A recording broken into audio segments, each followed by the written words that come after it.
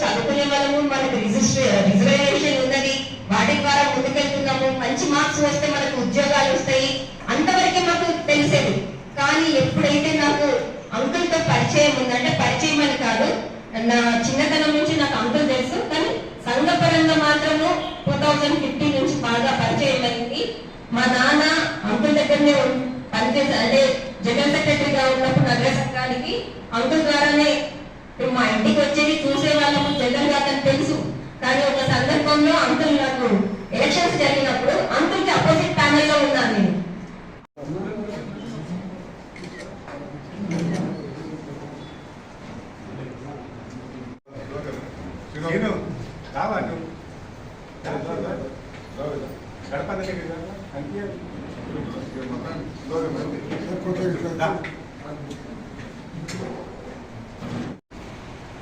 కార్యక్రమంలో పెద్దలు గణప శ్రీహరి గారు, ఆచార్య బాలయ్య గారు, ఆచార్య సుదర్శనరావు గారు, నరహరి గారు, జంజయ్య గారు, నాగరిక వ్యవస్థలు ఈ కులాలు ఉన్నాయా లేవా అనేటువంటి ఒక ఆత్మన్యూనత భావం అప్పుడప్పుడు కలుగుతున్నది. 70 సంవత్సరాల స్వాతంత్రం, ఏనాడు క్రిమినల్ ట్రైబ్స్ అనేటువంటి పేరు తీసేసి డీనోటిఫైడ్ ట్రైబ్స్ చేస్తే, దాన్ని ఏ గ్రూప్ లో పెడితే అంతరించిపోయే ప్రమాదం ఏర్పడుతున్నది.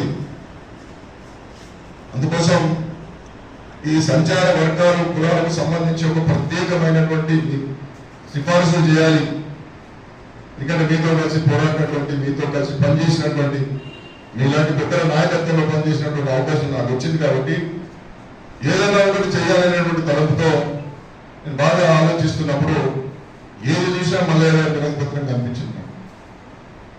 ఫలానా కులానికి ఇట్లా చేయండి అని. సర్దార్ ఏఎల్ మల్లయ్య తెలంగాణలో ఉన్నాడు. మన సర్దార్ సర్వై పాపల గురించి వింటాం, చరిత్ర.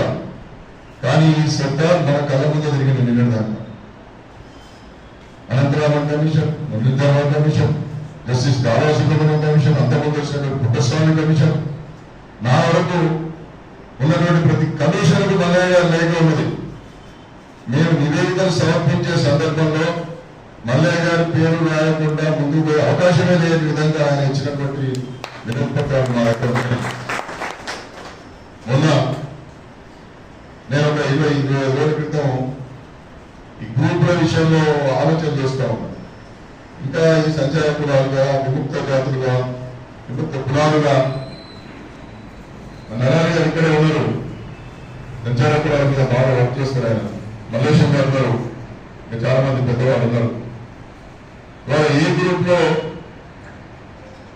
కులాలను చూస్తే గంగిరెద్దుల వాళ్ళు, పుడబుక్కల వారు, దాసరి వారు, చందం వాళ్ళు, కాటిపాపల వారు, బాగవతల వారు, ఇలా చెప్తా పోతూ ఉంటే మాసయ్య వారు, గంజిపూటి వారు, బహురూపి, బాలసంతు, వీళ్ళ జాడ ఎక్కడున్నది? కాటిపాపల జాడ ఎక్కడున్నది?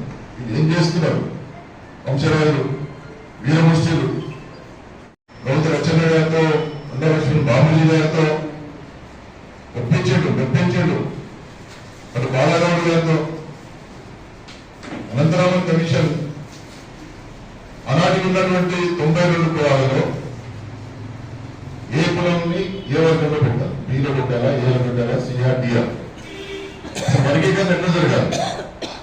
ఏ గ్రూప్ లో ఎవరు ఉండాలి, బి గ్రూప్ లో ఎవరు ఉండాలి, సిబిలో ఎవరు ఉండాలి అనేటువంటి దాని మీద చర్చ మీమాంస జరుగుతున్నప్పుడు మల్లయ్య గారు మేమందరికన్నా వెనుకబడి ఉన్నాం, మమ్మల్ని సీరియల్ నెంబర్ 1 పెట్టాలని చెప్పి పెట్టాడు.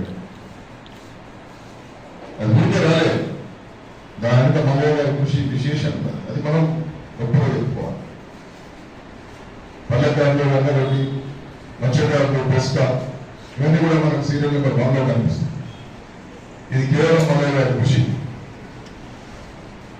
పరిణామక్రమంలో ఆయన ఫెడరేషన్ కు చేతనైతే అయి ఉండవచ్చు, కానీ ఈ బీసీ కులాలకు సంబంధించినటువంటి నివేదిక ఇవ్వడంలో కొన్ని కులాలను అకారణంగా తీసుకొచ్చి ఏ గ్రూప్ లో జరుపుతున్నప్పుడు ఒక దశలో అనంతరామన్ కమిషన్ సంబంధించిన చైర్మన్ గారిని, సభ్యులను ఒక రూమ్ లో బంధించి మీరు ఫలానా కులాలను ఏ గ్రూప్ నుంచి తీసేస్తారా, లేకపోతే మీ కమిషన్ రిపోర్ట్ దగ్ధం చేయాలని చెప్పి బెదిరించినటువంటి వాడు కాబట్టి మనం ఆయన సర్దార్ అని చెప్పి